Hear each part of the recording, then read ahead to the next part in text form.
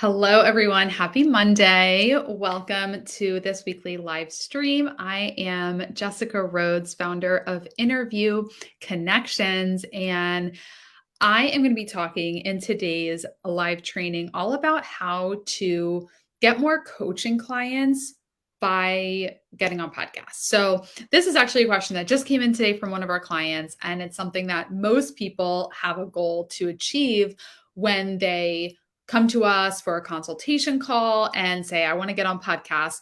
Most of the time, their goal is to use podcast guesting as a way to generate warm, qualified leads and more clients, more coaching clients. So, if that is your goal, if you have a coaching business, put it in the chat. Let me know. Say hello.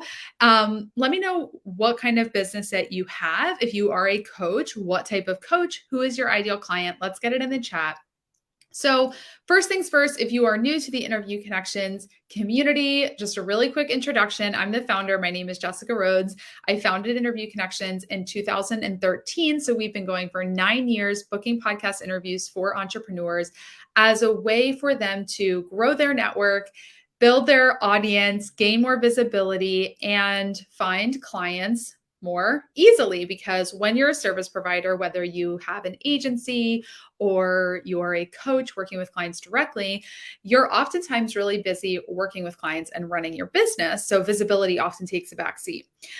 So when you are a guest on podcasts, you could be educating new audiences and leaving these calls to action to guide listeners back into your ecosystem so that you can nurture them and close them as clients. So long story short, that's how podcast guesting works. Now let's talk about how to get more coaching clients from podcast interviews. So I'm going to go through some of like the main steps. Number one, which you may already have those checked off if you're already working with us to get booked on podcasts. Some of this may be like, okay, got it. So we'll get a little bit more advanced as we go throughout this training. But the first things first, when you're using podcast interviews to get new coaching clients, you need to be speaking on topics that your ideal client wants to learn about. Like it has to be top of mind for them. You have to be speaking on podcasts, addressing topics, answering questions that are top of mind and for your ideal client and are addressing their main pain points. So that's number one. What is your target audience's main pain point? Like what do they feel pain in? What is their biggest struggle that if they found somebody who could fix it, they would write a check, like they would hand over their credit card. What is that? And obviously, like, what are you helping people with?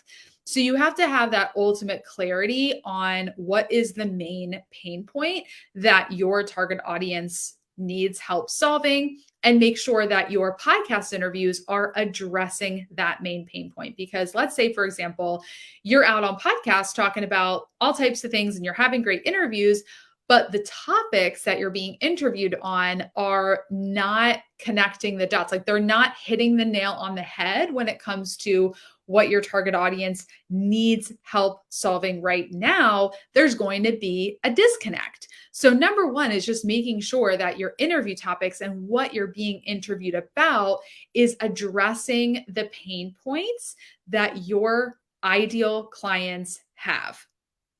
And when you are doing podcast interviews, are you sharing stories that allow your target audience to feel like you're in their head? And if you want some tips on storytelling, make sure that you listen or watch the replay of my live stream conversation with Jacqueline Nagel. She is a speaker, trainer, mentor, coach. She is based out of Australia, but she works with people all over the world. We have an affiliate link for her programs, interviewconnections.com/anygiventuesday. And you can find the replay. We'll get the link. Just DM me if you need the replay to that. But she gave some really great tips on how to tell stories when you're speaking on podcasts, on stage, wherever you're speaking, how to tell stories in a way that the listener doesn't just say, oh, that was a great story. How to tell stories in a way where they don't just think it's a good story, but they're like, I see myself in that story. I can so relate. Like, I totally understand what you're saying. Like, I've been there. When you tell stories in a way that have the listeners feel like they can really relate, like it has them imagining not just the story you're telling, but it has them thinking about times in their life where they were feeling the same things, they were feeling the same feelings, they were going through the same kind of situations. That's where there becomes an emotional connection between the listener and you. And when a listener feels that emotional connection, when they feel that tie to you, now they are literally moving themselves along that journey to becoming your client. So again, just to give you a kind of a quick recap as we go here, you have to be speaking on topics and answering questions in these interviews that are hitting the nail on the head in terms of what your ideal client's pain points are. And you're sharing stories that create that emotional connection. So listen back. If you're not sure if you're doing this, listen back to your interviews. And I know nobody likes to listen back to their interviews and hear the sound of your voice. But you have to, if you want to reach this point of excellence with your podcast guesting skills, you need to listen back. You need to listen back because you need to be personally aware of what stories you're telling, how they're landing, what your crutch words are. You have to listen back in order to be really, really aware of what you're saying and how you can improve. So again, topics and stories. And I see a comment here. I can't see your name on StreamYard, but I need to tell more stories. Absolutely. So make sure that you check out, I actually uploaded my conversation with Jacqueline Nagel onto our podcast. So if you just look up Monetize the Mic, wherever you get your podcast, that is the most recent episode. So you can listen on the go. All right. Then leave a really great call to action. So think about what your call to action is when you're a podcast guest. Now, this is where I want to get into some sales strategy because I had a sales call today, a consultation call with a potential client, and she actually is coming out of direct sales. She's building a coaching business, but her background is she's been in a direct sales company. And I told her that Margie and I talk all the time. I mean, not all the time, but like we've had conversations about how people that are in MLM, direct sales, they're really good at sales because they know there's some very basic tenets that you have to implement in order to be successful in your business. You have to be making offers. You have to be talking about your product all the time. You have to be educating your market. So when you're a podcast guest, you are educating your market. You're educating. Every time you're on a podcast, you're teaching, you're sharing stories, you're educating. Now you need to make an offer. You need to make a call to action. So on the podcast interview, your offer isn't going to be your coaching program because a lot of times when people hear you on a podcast, they're hearing you for the first time. So it doesn't make sense to then invite them to enroll in your high ticket coaching program, but it does make sense to make an invitation for them to join your community online so that they can get more from you after this podcast interview. So for a lot of coaches, what makes the most sense is to invite listeners to reach out to schedule a free call with you. This could be positioned a myriad of ways. It could be a discovery session. It could be a consultation call. It could be a breakthrough call. You have to look at your own business and your own coaching offers and decide what type of free call makes the most sense. But I'm not doing a one-on-one call here. So just to appeal to everyone watching, what tends to work best as a call to action for coaches is some type of free call. Now, again, depending on what your systems looks like on the back end, you might have an application, a form where they're going through your website. Or maybe they just email you directly. You could just drop your email and say, reach out to me to schedule a call. So there's that. There's the call to action, getting listeners to reach out to you. Now, this is where we have sort of a choose your own adventure moment where, you have your call to action for the listeners, but then you give your call to action. The podcast host ends the recording, and that's the podcast interview. Now you're still on the call. You're now still on Zoom with the podcast host. So your opportunity to get a lead and to get a coaching client from this podcast isn't over. The podcast host is actually the hottest lead that you have, because this is the person that you're actually communicating with back and forth. And if you're an Interview Connections client, we have a whole training on the green room chat in the membership site. So make sure you log in. If you're not a client yet, book a consultation call at the link you see right here. We have a really robust training on the green room chat, lots of different questions to ask podcast hosts in the green room to maximize that relationship building opportunity. But just to give you a couple of ideas, in that green room chat, I mean, think about it. They just spent 30, maybe 45 minutes interviewing you and asking you questions. Now, in the green room, if you have a few extra minutes, ask them about themselves, ask them about their business. A lot of times, podcast hosts, if you did a really good job in the interview, they will initiate and ask you questions about what you do. I've had that happen time and time again on podcasts where the interview ends, they turn off the recording and they're like, okay, wait, so what's the price? Like, what are your packages? What's the pricing? I really need to get on podcasts. Like, they just start asking you about what you do. So that may happen, but you can also initiate that conversation and ask them more questions. So let's say you are a hypnotherapy coach, or, you work with people on, maybe you do EFT tapping, nervous system coaching, things like that. Let's say you're kind of in that realm. Ask them, like, have you ever worked with, like, so now they've interviewed you for the last 30, 45 minutes about the ways in which you work with people and how you help people. Maybe you just ask them now that the recording's off, like, so out of curiosity, like, what did you think about all that? Like, have you ever done work like that before? Just tell me a little bit more about what was most interesting to you about that interview? Have you ever thought about working with a hypnotherapy coach? Like, just ask some open-ended questions that allow them to share what's on their mind. Because maybe something comes out of the woodwork that you didn't expect. Maybe they're like, I thought about it. Here are my questions. So the goal and the key here is just to create a safe space in which they are able to open up about their level of interest. So on a scale of 1 to 10, 10 being they're like, I'm handing you my credit card right now, we're working together in your top package, or 0 being they're not interested at all, maybe they're like a 5 or 6. Their interest is piqued, whereas maybe before the interview, they'd never even thought about working with a coach like you. But now they're like, like, I'm actually really interested. Typically someone doesn't go from a 0 to 10 in a 30-minute interview, but now their interest is piqued.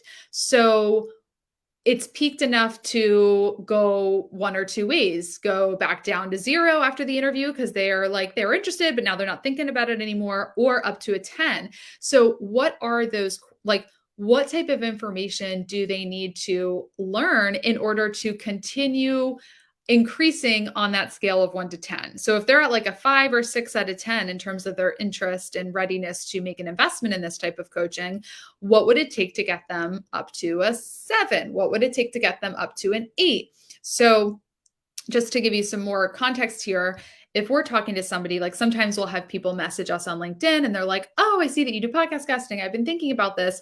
We'll ask a question like, cool, when did you first think about doing this? Like, what, are you really sure that you want to do podcast guesting, or do you need more information? Like, what are your biggest blind spots? Like, you want to ask those questions that help you understand what are the gaps that you can fill for them in that conversation. So let's say, again, they're now sort of at like a 5 or 6. Their interest is peaked, but they're not quite a 10 out of 10 ready to sign up.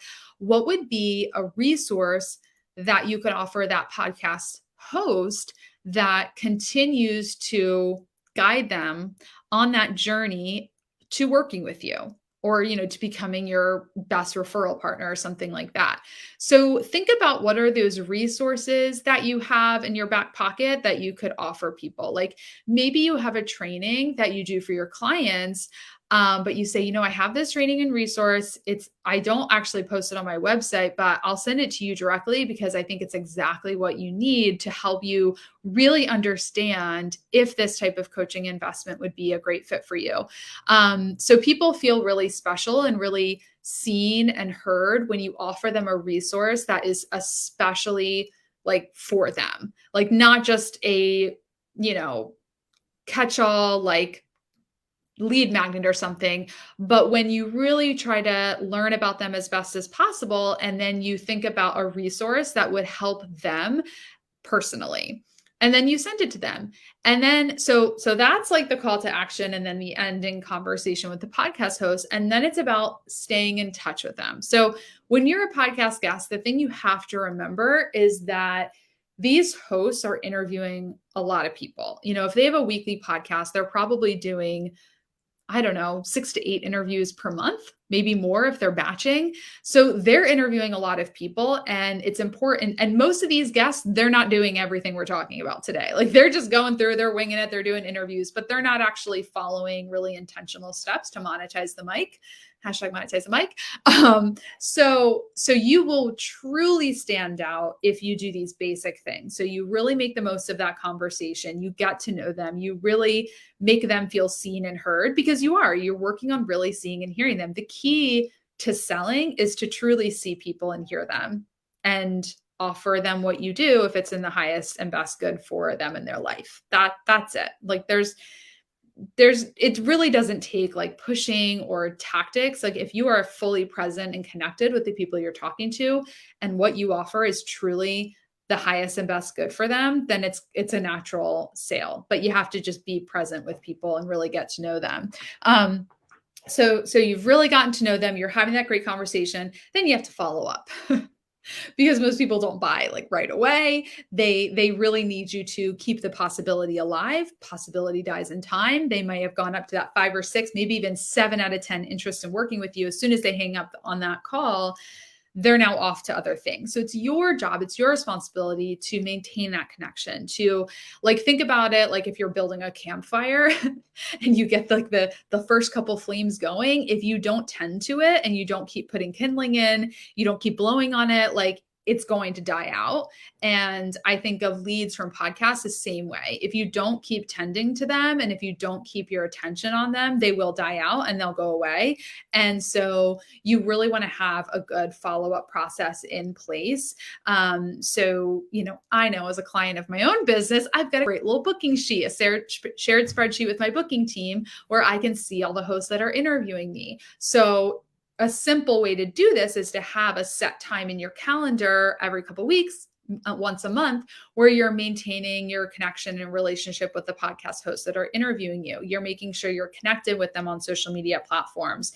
You're making sure you are contributing to them by commenting on their social media posts. You're sharing their posts. You're keeping like just an ongoing conversation with them in direct message. You're scheduling follow-up calls with them to continue building your relationship.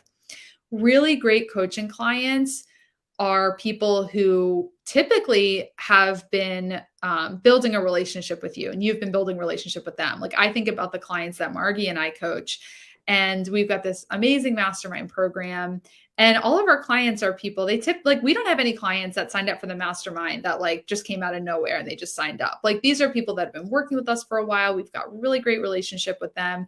So it takes time to really build that trust with coaching clients. And so really think about how the podcast interview and you appearing on a podcast is the first time they're meeting you. And now they're like a little campfire, and you're going to tend to them and care for them and make sure they have what they need to get to the point where they're like ready to work with you. So I hope that helped you kind of just paint that big picture. So let me know in the comments, out of all the things that I talked about in this live training, what are you going to implement? Right? Have you not done any follow-up conversations with hosts, right? Have you been interviewed on a bunch of podcasts, but you're looking at your list of hosts, and out of all the hosts that have interviewed you, how many have you gone back to on a regular basis and followed up with? On a regular basis, how many of those hosts have you nurtured? How many of those hosts have you sent a resource to just because you were thinking of them? How many of those hosts have you reached out to and said, hey, we had a great interview 3 months ago. I'd love to get on a call and just hear about what's going on in your life and your business. Like, no agenda. I'm not trying to get you to do anything. You can obviously phrase the email, whatever makes the most sense. But I just want to give you a sense of like the energy at which you're coming into that email with. You don't want to follow up and be like, I want them to become a client. Hey, you want to get on a coffee chat? Like, people can read that energy. go into every interaction with a host with the intention of, I want to build a relationship with this person because I know that I can provide value to them. And I know that if I'm able to provide value to them and they receive that value, they're going to want more. So really look at every interaction you have, every person you meet and you have a new connection with through podcast guesting. Are you intentionally nurturing those relationships on a regular basis? So that is 20 minutes of how to get more coaching clients from your podcast interviews. Again, listen back to your interviews. Make sure your topics and your questions on your one sheet are really hitting the nail on the head in regards to what your ideal client's pain points are. Utilize that green room chat with podcast hosts to allow you to really see and hear those hosts so you can develop the deepest connection possible in the time that you have, and then consistently be nurturing and following up with these podcast hosts so that you can take your relationship with them to the next level. And ideally at that point, they're going to naturally want to work with you. They'll get to know you the best. So if you are ready, now I want to just switch gears a little bit and talk to you about podcast guesting timing. So we are now mid-August. It's August 15th. I'm pretty excited that summer's coming to a close. I mean, summer is very fun, but also it's kind of nice when we can get back to our normal routine. I know as a parent, I love when my kids go back to school and kind of things get back to normal. And now is really a great time to get started with podcast guesting because just like as a person, as maybe a parent, things are a little bit crazy in the summer and then you kind of settle back into a routine in the fall. The same thing is true for podcast hosts. A lot of podcast hosts, they put their recordings on pause in June and July, and then they really come back to things and get their show back on schedule in the fall. So as a business owner who wants to be a guest on podcasts, now is a really good time to get started working with Interview Connections to get booked because so many podcast hosts open up their calendars and start scheduling podcast guests for their show in the fall. So it's a really great time to get started. We've got some bonuses for those entrepreneurs who do take action with us and sign up with our services in August. So go to this link right here, interviewconnections.com/get-started. But just interviewconnections.com and fill out the brief form on our website. You can book a consultation call, likely with me, and we'll just get your questions answered, talk to you all about how it works. We've got a short onboarding process where our team gets to know you. We learn all about your business and your target audience, what your goals are. We'll make sure that the interview topics on your one sheet are really hitting that nail on the head. So we'll make sure you're set up for success with the topics that you're going to be talking about. We'll be researching and identifying the right podcast for you to be a guest on. So there are 2 million podcasts out there. There's a lot of shows. It takes a lot of time to sift through. We at Interview Connections have a custom database that we've built to really host our thousands of podcasts that we have relationships with. So we know how to research and identify the shows that are going to be a really great fit for you. So reach out, book a consultation call with us. Like I said, we've got some bonuses for clients who take action and say yes, sign up with us in August. And we would love to support you and get you that visibility you need so you can be growing your business, getting more coaching clients through building relationships. And this is honestly the strategy that feels really good to building your business because it's all rooted in relationships and connection and providing value. So go to interviewconnections.com, book your consultation call, and we can't wait to talk to you soon.